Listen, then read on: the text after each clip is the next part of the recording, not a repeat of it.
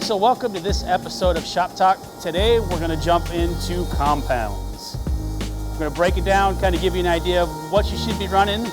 But before we do that, I also want to recommend, as I have in some of my other videos, that you go to the local track, figure out what people are running, what the proper compound is. That way you don't get super lost in what we're going to talk about here. So it's always a good idea. That way you're not just going out and buying stuff and then it's not working for you. It's going to relieve some of that frustration for sure. So we're going to go over just kind of the current compounds that we have and talk about their application and give you a quick breakdown. All right, so here we're going to go into some of the different compounds. We're going to start off with the carpet and the Astro, which is going to be the Z3 and the Z4. Z3 is going to be identified by just a single silver dot, and this is going to be the firmer compound that we offer for carpet and Astro surfaces. Generally, this is going to go on maybe a higher bite surface where you need to tame the car down a little bit, and also where wear is a concern. Generally, harder compounds will take away a little bit of grip, make the car more neutral, and then also you're going to get the longer tread life. Whereas the Z4, if you're looking for more grip, you're on a surface, maybe like it's gray carpet and it doesn't have a lot of traction, Z4 is definitely going to be more of the option for you as far as the carpet compounds.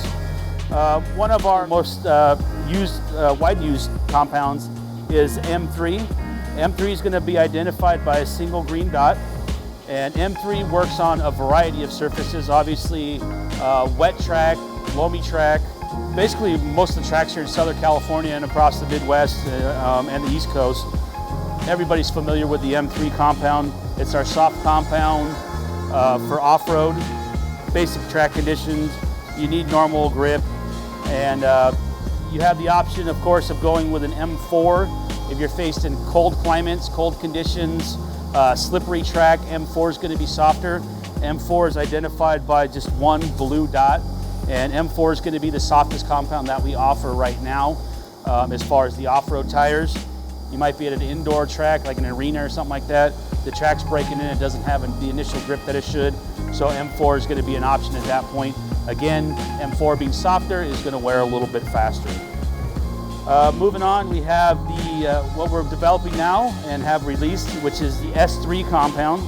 So the S compounds are now going to be taking over the X compounds. X compounds obviously being our soft, kind of long wear tire. After testing for the last 2 years, we found that the S compound is actually more consistent and has been actually doing better than the X compound. So the S3 will be identified by a single orange dot, and this compound generally gets better the more you run it. So the more heat that you build into the tire, the more time you're actually able to run it, put laps in, you'll actually notice that the tire progressively gets better and doesn't fade off. Sometimes in the past when we were running the X3, the more we ran it, the hotter the tire gets, and it would kind of get that gummy feel to it to where it's wobbly and not so consistent. The S compound is going to eliminate that. So what we have here is the S2. S2 going to be obviously the firmer version of the S3. This is going to be for your harder pack tracks, longer wear, and this is going to be identified by two orange dots. So S2 is relatively new, we just released it, and again, this is going to be replacing the X2 that a lot of guys were familiar with. So definitely a little bit firmer compound, so it's going to be for higher bite, longer wear, longer mains. And then obviously we have the clay compound, which is going to be identified by one purple dot. Clay is going to be for you guys running on those indoor tracks, clay surfaces, and this is the go-to compound for that type of surface. So hopefully we helped you guys out a little bit with the compounds, especially the identifying with the markers. But again, each track is going to be a little bit different every condition, especially the way either your car is set up or your driving style. So again, check with your locals. If you have any questions, make sure you contact us here at Proline. We're always willing to help you with the decisions. And if you like this video, make sure you give us a thumbs up. You guys can throw your comments down below. We'll be happy to answer any questions you have. Make sure you subscribe so you can keep up with all of the latest videos that we have. And make sure you check us out at ProLineRacing.com for any more information. We'll catch you guys on the next video.